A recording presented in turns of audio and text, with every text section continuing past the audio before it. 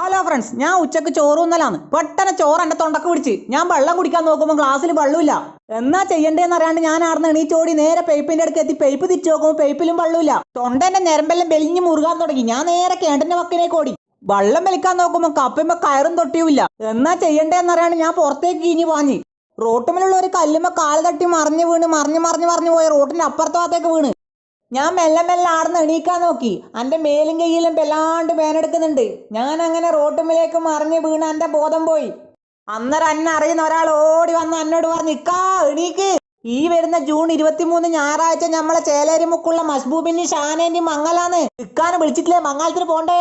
റിസ്വാനും ഹംദാനും റസലും ഷഹബാസും സിനാനും സിറാജും മിസ്ബാഹും മിൻഹാജും എല്ലാം ഉണ്ട്. ഇക്കാ ഞമ്മക്ക് പോണ്ടേ?